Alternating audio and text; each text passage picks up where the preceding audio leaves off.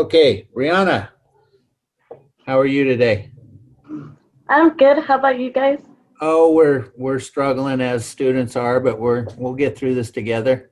Thank you for coming on today, and I really appreciate. As you can see, if you were on for a few minutes, this is rather new to the staff, and we're struggling as well. It's not as fun as having people here and interacting like the good old days, which seemed like they were years ago. Okay, so like any of the teachers can answer this one. My first question is, are there any pros or cons about teaching online?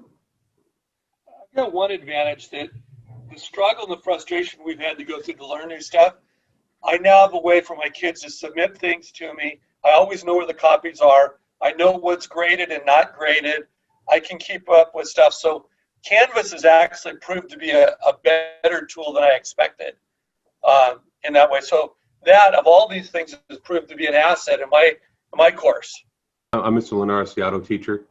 Some of us who have high physical activity classes um, are kind of, well, you could see pulling our hair out, trying to figure out what to do in terms of relating the physical activities to Zoom, or just plain old online, and realizing that we're building up this mountain of information that's going to have to be caught up by physical activity later on, and trying to keep students engaged with that can be a bit challenging. Now, sometimes, I'm lucky. I can always have a student go out and look at a car, take pictures, run a video, go experiment with their folks while they're driving, things like that. And that has a limited good effect. But sometimes the students who have been itching to get to a class like mine, or cooking or dance or, sports medicine or something like that, or that science teacher they wanted to get to, are now wondering what they're going to be doing, for how long. And that is probably one of the bigger challenges that we do have, and getting more student input on that would help us all out, because a lot of times the students do tend to be quiet, so if from the student end of things we can get some more input, that would also help out. But it is very, very frustrating at times. You got to be creative, crafty, but there's ways to do it. One obvious is you could be in your room. You don't have to deal with traffic and get here. I think that is kind of a nice thing.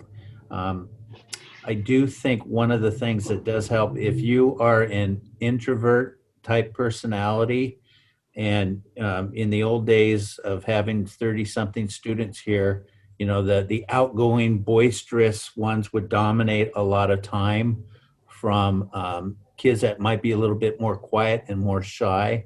And I think the introvert type personality is, some kids are doing really well on this distance learning. They really like it, and their grades have come up. But the opposites also happen. So I think for the introvert, the shy type, I think it might be beneficial. I think one of the hard things for the teachers, Diego and Brianna, is, after a few years of teaching, you almost have like a sixth sense of being able to look at a student when they have a question, but they just don't maybe feel confident, asking the question in front of their peers and whatnot. So the really good teachers, they can kind of just know when a student has a question. And on Zoom, it's really hard to read, students' faces, where they're at and how they're doing, and part of it too is, you can get distracted by a minute with somebody walking in like you just did, and the teacher's like, "You're not paying attention to me." And so it's very strange for us as the educators, is how to read students on a computer. And Yeah, frankly, I'm not very good at it. I'm much better in person. I am such a fish out of water right now that I'm really struggling with this. But there are some people that are really good at it, especially the young. And I think one of the interesting things, Brianna and Diego, is the younger crowd, the tech savvy, the younger teachers that are, this technology. They're the ones that have been helping out the more mature teachers. Like we have, Matt Loster right here. yeah, the young upcomer, and he's the one that's helping out, myself and some other teachers on how to navigate this whole thing. So it's very interesting times as a teacher is. Yeah, and with that note, a lot of my seniors, they send me so many emails or even on Remind, but in class during Zoom meetings, they don't say a word. Yeah. They are very shy in front of the camera. And so even if I can ask 10 times, does anybody have a question? I will share my screen with them. I will go over an assignment. Nobody has questions. The second we get off from Zoom, they don't even go to the after school hours. They send me emails or a remind because they want a quick response. And it could be it could be a very simple question, but they will not ask in class. So I think one of the biggest, like, you want some advice to give students. One of them would be what Marcella just said is 4 days a week right now. We have office hours from 2 to 3. So if you have a question, that office hours, that is when you can almost have one-on-one help from your teacher. So I would definitely use that office hours. And it's basically, when you get to college, it's just like you can sit down with the professor and say, I don't get this. And they can sit down and one-on-one and help you with it. So that would definitely be one of the recommendations I would say to use, is those office hours. Can I say something? Yeah, sure.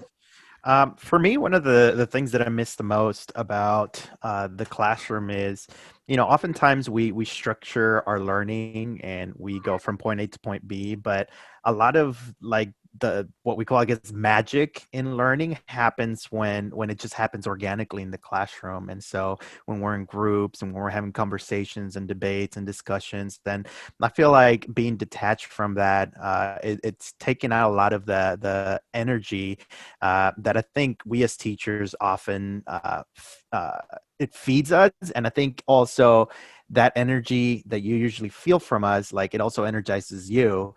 And I think that disconnect that's happening there through online learning is one of the things I'm struggling with the most. I mean, just as simple as when I'm communicating with people and I, say some of my dumb jokes, I don't hear anybody laughing anymore. And so I get depressed. See, nobody's laughing right now. And Caesar, I agree. Like, I'm wondering how these athletes are playing, like the NBA's in the playoffs, and there's like nobody there. I wonder what's, how do they get fired up when they used to have all these people, and now there's like crickets, or actually it's fake noise. So that's right. It's weird. It's just a very strange time, and I do agree with you that that's the part thing I'm having is the like Breanna. I mean, I don't want to put you on the spot, but wasn't it fun, like going to class and talking to your friends and seeing what boy's cute and which one's not, and hearing the gossip and just all the teenage stuff going on? It was fun, but like I feel like it was like too much distraction though. Too much, yeah. And I can see that because we're such a big school, but gosh darn it, I want a little bit of distraction. Yeah. So yeah. I think there's a great thing for us to share with the kids. And this is the hard thing for us is, we don't have control over this environment we've been placed in. But the one thing we can do is we can either moan and groan about it, we can get by, or we can find a way to thrive in spite of it. And really, I think the biggest thing we as staff can do for you guys as kids isn't so much the perfection of how our classes run, but can we show you guys a model of how to thrive in adversity? And it means we have to overcome our own boundaries and barriers. It's not just you guys that are up against us, it's us. So really, I think this is this tragedy, this horrendous upset to our lives, the way we like to do it, is an opportunity to find something totally different to thrive in and to spawn that for you guys, And really, that's one of the things, because we can't control the coronavirus, the government's restrictions, the technology issues. All those are so far out of our hands. But that's what we can give you guys. That's what you should actually ask us to do. If the kids really if you guys really were sensible and wise, this is what you'd ask us to do. What do you guys think about that? Well, I think that's a rather interesting thing to point out. But I guess my question at that point would be, since it's an opportunity, like you said, to find something different within this new model that we're working in, what do you think that we can do differently? As I think Mr. Armandaris pointed out, it's kind of difficult to find that connection and that energy. What do you think, or I guess I'd ask, how would you expect the students to give, I guess, their own advice to work with it? I think I'm missing the point just a little bit. Well, so this is what I think one of the things, like, this is such a topsy-turvy time, and I think one of the things that would help me is having a schedule, a routine. So that's why I'm coming to work every day, is because I just have to get in the routine of making the cup of coffee, getting in my truck, driving here, sitting at my desk, checking. I could be doing all this at home, but I just feel like I have to get in that routine. If not, I might not ever get out of bed. And I think students are the same way. I mean, I think we need to get a routine where you get up in the morning, you brush your teeth, you take a shower, you put on your clothes, And I think that routine thing is one of the things that we have to, each individually, you got to keep your routine. If not, it's just next thing you know, you're fat and lazy on the couch going, what happened? And I'm pretty close. Like my sister, her school, they make her fully get dressed, like they make her get up and like be just ready for school. Yeah, and part of me I kind of understand. I'd hate to say, Breanna, you have to comb your hair or whatever, but I kind of see the point too of having to get in some sort of routine, because if not, when we come back, it's going to be tough. Diego, I think if I may answer your question, I think part of what we are expecting from ourselves and what we're expecting from students is we want to redefine what success means right now. And I think we have to, right?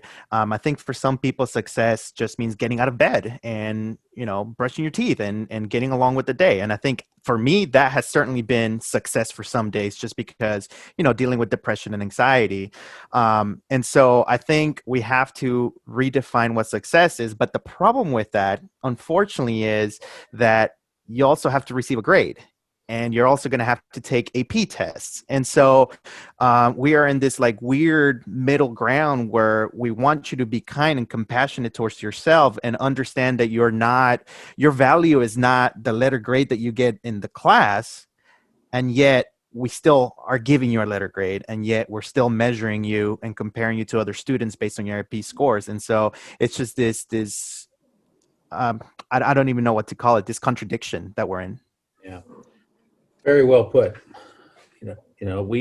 We have some people that they are really struggling at home. Their mom or dad lost their job or whatever's going on, and for them just to get up in the morning is a good day. And then the others that are highly motivated, that they've if they don't get an A+, it's the end of the world. So they're at the other extreme. And I think as you mature, you start to learn, what is right for you. And that's hard. It really is. Just a random question. Which one do you guys like better? Which app do you guys like better? A Google Classroom or Canvas, like for kids to turn in their work? Canvas in a heartbeat. You shouldn't have asked that question, Breanna. Canvas all day long. Oh my God. Yeah. Canvas in a heartbeat. Yeah, it's what I use at Rio Hondo, and it just everything's all in one little place, and done. Yeah, I was kind of happy when we were gonna start using Canvas, because freshman year I didn't come to Downey. I went to another school in the South Bay area, and we used Canvas. So I was familiar with what we were gonna do and use and all that. Yeah, I think Google Classroom's good, but I think Canvas is like the 2.0 is the next thing coming. And I do think, it seems like all the colleges are using it, so it's just going to benefit you by learning it. But that's coming from somebody who I am the most ignorant of Canvas of all the people on the screen right now. So part of me wants to be Marcella and just stick with the old too. So that's a tough one. We had a little bit of a learning curve, you Yeah. know, every time it's like every week it's a little bit easier. And what I keep hearing too is like your second year using it, you have so many things already created and in your Canvas account that it's so much easier. But right now it's like converting everything we've ever done to Canvas and just uploading the documents. It's a lot of work, but we're seeing the benefits with like the grading capabilities and the messaging capabilities. So just learning it has been rough, but I think I like it. I'm on board. Let's see. When we go back to school, do you guys think we're gonna still use Canvas, or do you guys think we're gonna go back to like paper and all that? Oh boy, I hope we come back and at least there's some sort. I can't wait until I see the copy machines breaking down again because they're being used so much. Well, I'll tell you from my point that the benefit that I have taken out of this is the rest of my career is going to be spent on Canvas, and kids will turn it in that way. I would rather teach face-to-face, absolutely, but eliminate the paperwork. Be able to dispense all the things and then just get down and actually do stuff with kids and interact with them over learning chemistry. That's what I prefer. The technology is only going to free me up if I learn to use it well. You know? And I would agree with that. It's the Canvas was not only forced on the students, but it was the teachers went through a huge learning curve forced upon them. And I think a lot of teachers now, especially the old guard, says, wow, this stuff's kind of good. So I think we will, and this will be an interesting way, because we were making about 2.1 million copies a year here at Downey High School on the copy machines. That'd be interesting to see what happens to the copy machines in the next year when we come back. Yeah. You mean when we come back next month, right, Tom? Jeez. I want to go back to school already. I definitely do. I miss school. I joke around it, but like I miss chasing the stoners and breaking up fights and cleaning up messes. It's just this is not exciting. I guess it's fun to learn, academic and all, but I just like the human interaction. I like dealing with people and problems and humans, and we're imperfect, and it's so hard to do when you're online.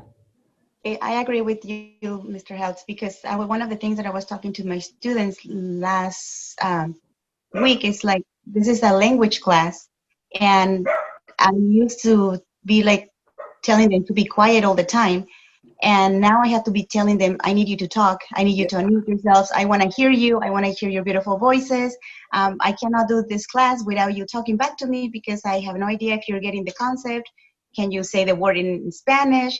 So I agree with everybody. I like Canvas, but I do miss being in school. I miss talking to them, and I miss, like everybody said, being sarcastic, having fun with them, the interaction. But if I know, like everybody said, it's hard to make them talk because they're in the room and they're shy. It's not like in the classroom. Somebody says something silly, but you don't even know who said it, and then everybody else is also talking. But then in here, when somebody says something, everybody's looking at that person. So I think they get intimidated. But being in the classroom, we all miss it, and who thought I was gonna be missing saying to them, shush, shut up. I need you guys to shush. Yeah, totally. I feel exactly the same way. Yeah. Okay, everybody. Thank you for your time. Breanna, Diego, good luck. If you have any questions, shoot me an email or call me or whatever. I appreciate you getting the word out to students. We're all in this together. Okay. This was a good group therapy session. Thank you. It actually was. I do feel much better than before we started. So I thank you, everybody. I needed this today. So thank you. Me too. Me too. All right. Bye, Mike, everybody. Bye. Thanks for hosting us. Bye. Okay. Peace.